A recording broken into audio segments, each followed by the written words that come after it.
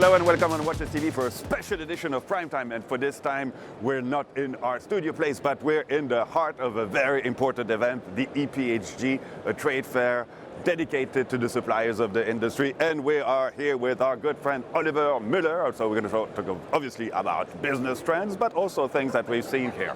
So Oliver, welcome. Thank you for having me. Hi. We've just heard, quite recently, new numbers popping up regarding the state of the industry. Tell us a little bit about it. Yes, don't look at it like an inversion of trend. Unfortunately, things are still not looking as good as they looked maybe 2 years ago.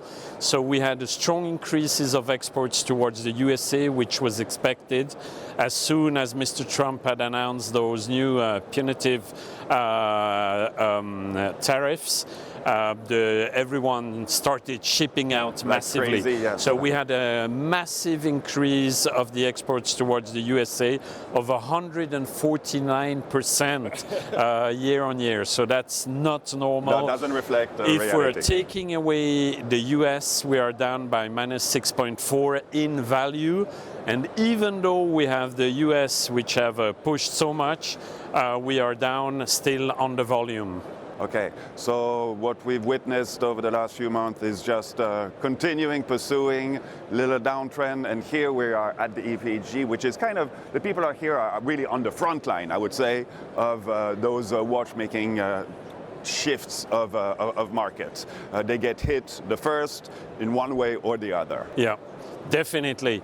They have to deal with what I always call the bullwhip effect, which is when you see the sales on the markets going down a little bit, then when you're at the beginning of the value chain, the changes are quite tremendous. So the guys here, all those people, they're experiencing hard times because post-COVID, the brands would ask them to push the production as much as they could, and now we are backwards since, let's say, 18 months.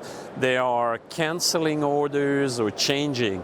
But as I told you, I arrived here this morning and I sensed there is a good vibe. Absolutely. There is a good vibe. That's positive. Yeah, do you feel, something also that I like here, we've been at the EPHJ for many years, more than 10 years. And we know the founders of the EPHJ, André, Colard, and Olivier, Saenger, since a long time, more than 20 years ago, I have to say, on my side.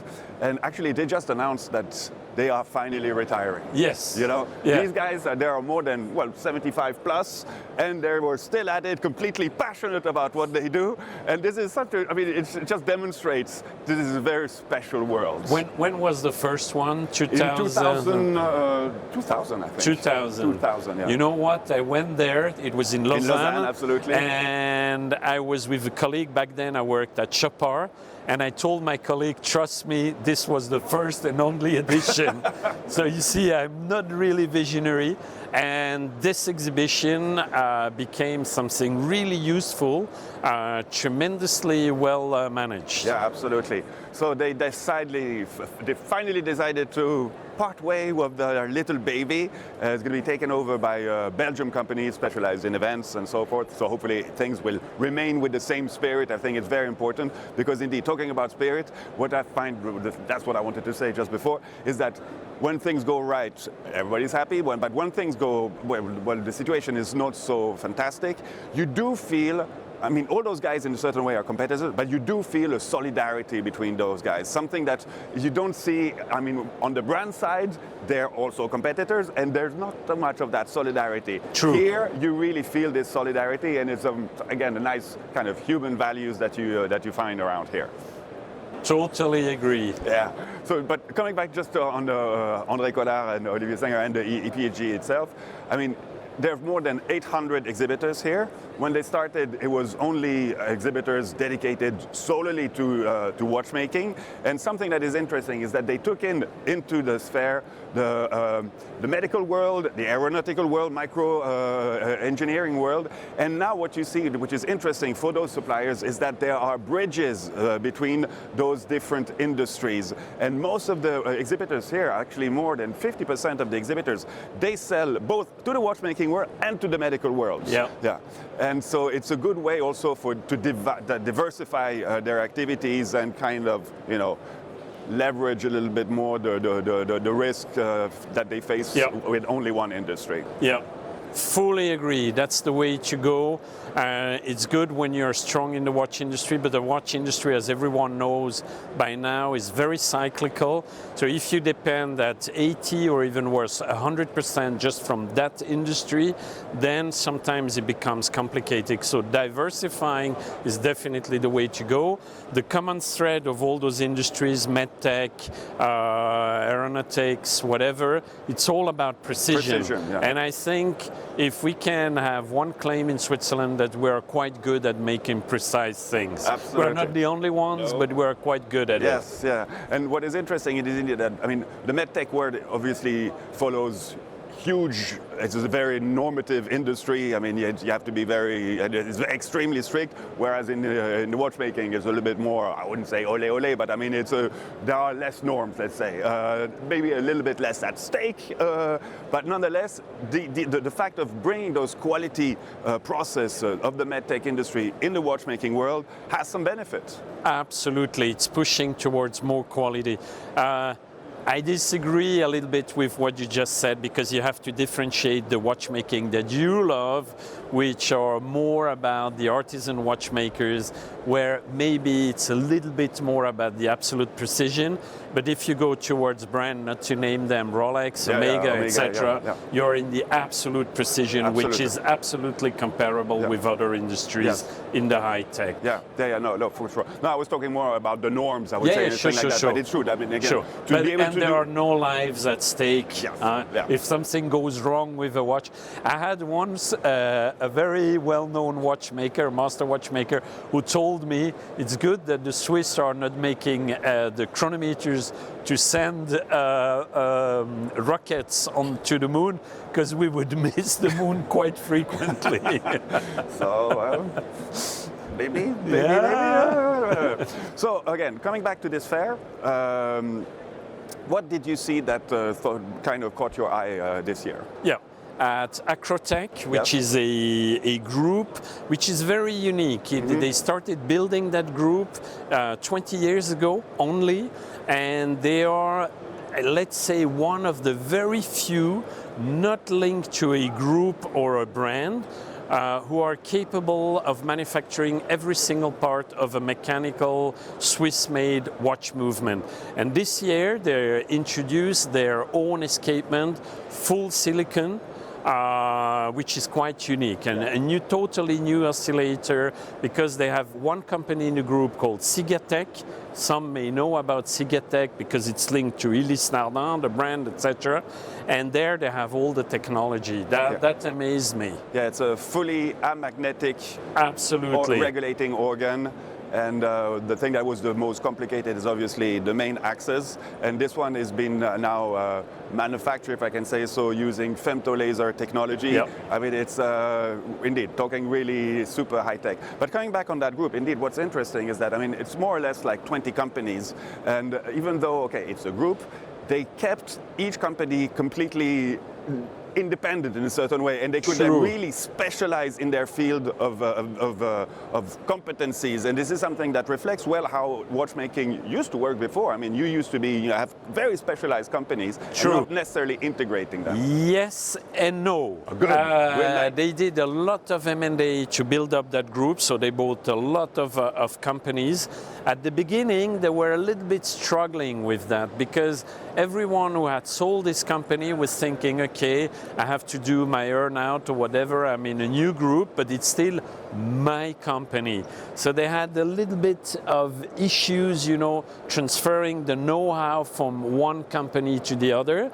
And the last, let's say, 5 to 7 years, they have built up structures which are transversal towards the group in R&D, etc. And the best example is the escapement I just talked about.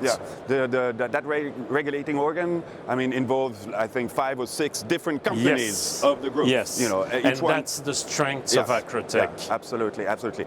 So besides this quite revolutionary regulating organ, did you see anything else that caught your attention? One very interesting and hot topic, because as everyone knows by now, we have a problem with the gold price going through the roof, and we have some brand CEOs telling us that they will move away from gold. I think that's not the way to go. But of course, when I started 3 decades ago, we were paying 12,500 a kilogram of gold. We are at almost 90,000, 88 to be precise, and I'm quite sure that we will go above 100,000 soon. So there is one company here called Géco-Régence.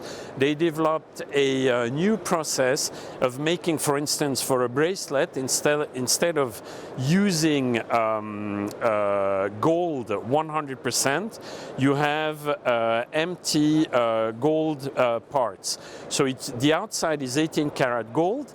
It's closed by laser soldering, and then you can gain up to 60% of the gold weight, which is tremendous, which means that you save money, of course, you save weight, and you save scraps. Scraps have to be refined, so it's also good for the environment. Okay. So kudos to them. Yeah, and I mean, ultimately also for the wearer, I think it makes the watch a little bit lighter, which makes it a little bit more comfortable. Yeah, absolutely. Well, here there's also kind of a Grand Prix of the exhibitors rewarding the most innovative solution shown this year. But the prize is awarded by the exhibitors themselves. Okay? There's no jury whatsoever. It's really people among themselves, which I find it again quite nice, because it's a nice symbol that, you know, it's just like... Should we do that at the GPHG? Just joking. Well, food for thought, maybe. Yeah, we'll see. Would be a better mix. Yeah, well, it could be definitely very interesting in terms of results, that's for sure. Lot of lobbying for sure. But, no. Okay, so the Grand Prix this year was awarded to a company called Quantum that came up with a process of kind of making printing in a certain way at the micron level, so it's invisible.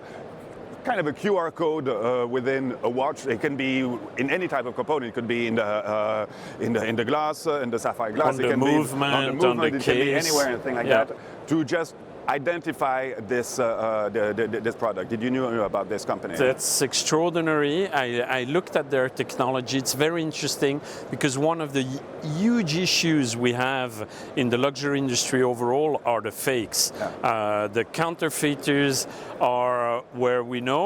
We're not going to quote the country where most of them are, and then pretending that those luxury brands are actually producing there. That's an hoax which is going on and on.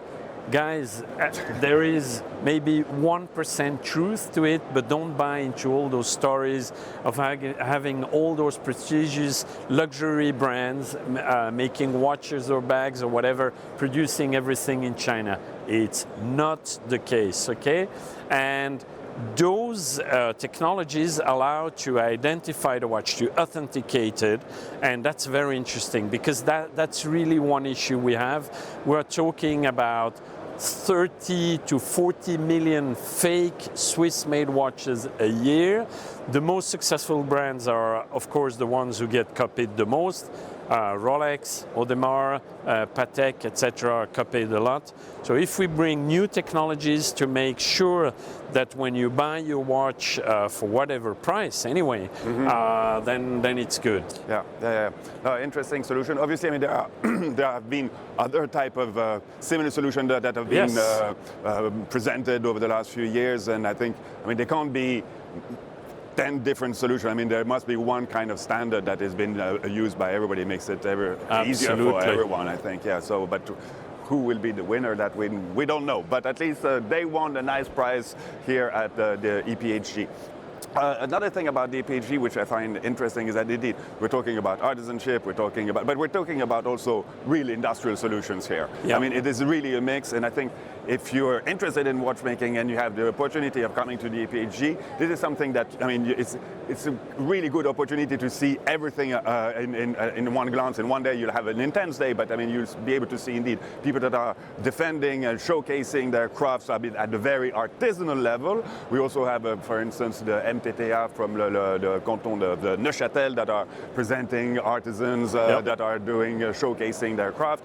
But then ultimately you have extremely high-end, high technological solutions that are being presented there. Whether, I mean, think about positive coating, all those kind of people and things like that are doing things that are really interesting.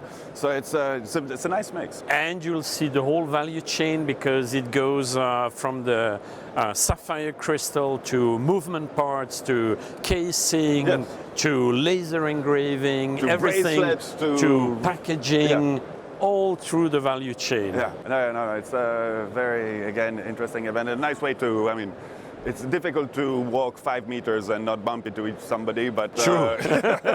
but it's a nice kind of family networking. Moment. Yeah. It's a nice place, indeed. So Oliver, thank you very much for being with us today. Thank you. And well, I hope you enjoyed this. To do this a little bit differently this time, and obviously I'm going to end up with a Viva watchmaking. There we go. Yeah. All right, see you guys.